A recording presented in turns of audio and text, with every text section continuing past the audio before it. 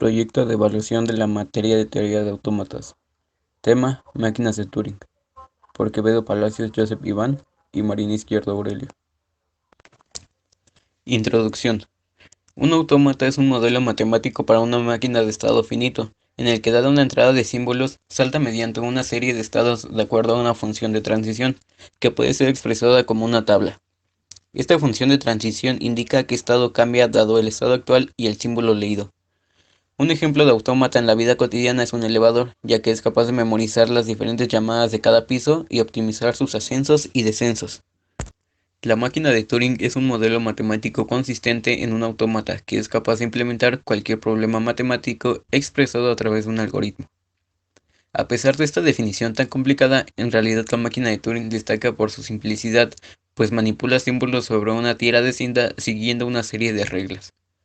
A pesar de esta simplicidad, la máquina de Turing puede adaptarse para que simule la lógica de cualquier algoritmo de computador, de ahí su enorme potencial y valor. Descripción del funcionamiento de una máquina de Turing. Una máquina de Turing consta de una cinta infinita dividida en espacios de trabajo o celdas yuxtapuestas que actúa como memoria, un cabezal capaz de leer y escribir símbolos en la cinta y moverla de celda en celda derecha a izquierda, un registro de estado y una tabla finita de instrucciones o tabla de acción. Una máquina de Turing tiene tres operaciones básicas cuando el cabezal de la máquina se coloca sobre la cinta. La máquina puede leer el símbolo en el cuadrado, editar el símbolo en el cuadrado a un nuevo valor o mover la cinta hacia la izquierda o hacia la derecha para leer o editar el cuadrado adyacente. Además, a cada valor se le puede asignar una acción asociada. Por ejemplo, si el símbolo que se lee es un 1, entonces la máquina escribirá un 0 y moverá la cinta hacia la derecha. Sin embargo, si el símbolo que se lee es un 0, escribirá un 1.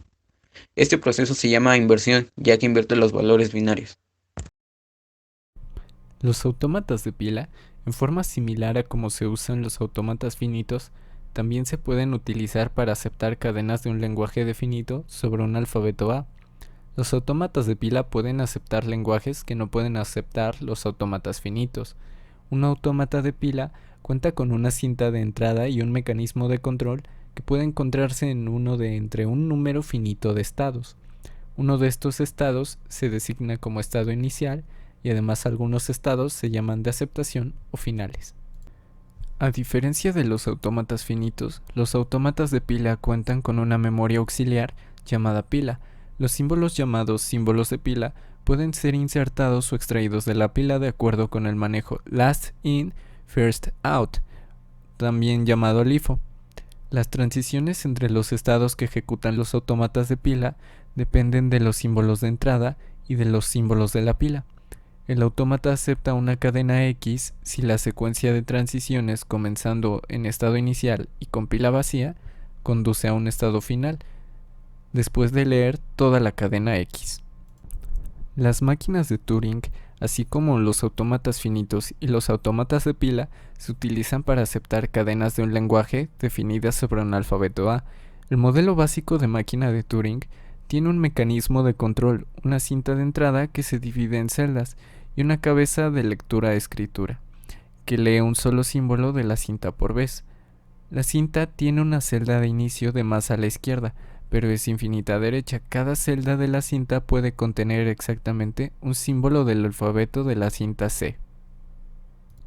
La diferencia fundamental con el autómata de pila y el autómata finito es que se puede leer un símbolo y reescribirlo por otro símbolo, y además la cabeza de lectura-escritura puede desplazarse a la izquierda, a la derecha o quedarse en el mismo lugar.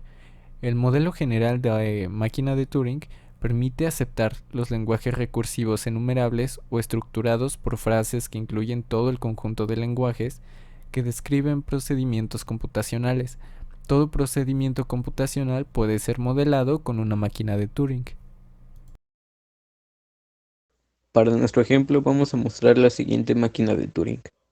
Supongamos el lenguaje L es igual a 0 elevado a la n y 1 elevado a la n, donde n es mayor o igual a 1, es decir, la cadena vacía no se encuentra dentro del lenguaje.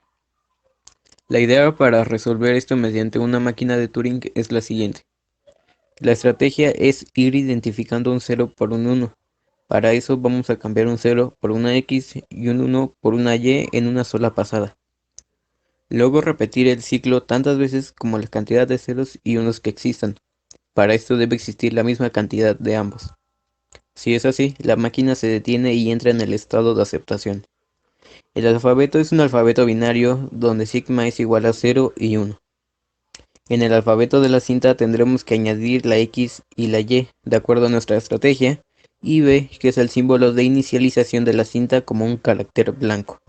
La mejor manera de entender el funcionamiento de nuestra máquina es viendo el diseño. Observando la máquina de Turing hay 5 estados con Q0 como el estado inicial y Q4 como el estado final. También podemos ver las entradas. En este caso es 00111 dentro de la cinta infinita. Y en el cabezal se encuentra ubicado en el carácter más a la izquierda en la cadena de entrada. Y en este momento Q0 se está leyendo el primer carácter 0 de la cadena de entrada. Cada uno de los estados tiene una tarea asignada única. Para Q0 tiene la tarea de cambiar un 0 por una X, y cuando entra a la cadena de datos, la cinta se mueve a la derecha y cambia el estado a Q1, después de que Q0 haya cumplido su tarea. Estando en Q1, se tiene la tarea de obtener el primer 1 al 0 que se acaba de tachar, y para eso lo hará leyendo ceros o Ys moviéndose a la derecha, hasta el momento en que lee el 1, cambia a estado Q2 y cambia el 1 por una Y. En el estado Q2 se moverá a la izquierda leyendo ceros o Ys hasta llegar a leer la primera X, para así terminar el ciclo de cambiar ceros por X y unos por Ys, para comenzar otro ciclo desde el estado Q0. Repitiendo el mismo ciclo 2 veces más hasta cambiar todos los ceros por X y los unos por Y, estaremos en el estado Q0. Estando en el estado Q0 ya no se leen ceros ni unos, sino la primera Y, pasando así del estado de Q0 a Q3, donde Q3 se encargará de verificar que solo haya Ys y no unos, para que lo último que sea leído sea el carácter blanco. Cuando llega el carácter blanco significa que se han verificado la cantidad de X y Y ya que son iguales, pasando así al estado de aceptación.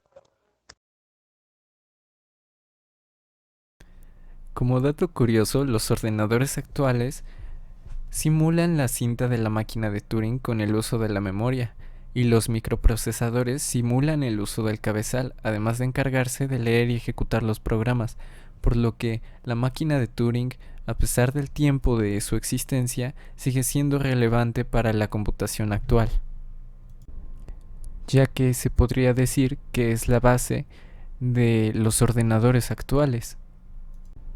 Como conclusiones también podemos hacer la observación de que la máquina de Turing se define como una séptupla, donde Q es nuestro conjunto de estados finitos, sigma es nuestro alfabeto, gamma es nuestro conjunto de símbolos de la cinta, Q0 como nuestro estado inicial, B como un elemento de sigma, que es el símbolo en blanco.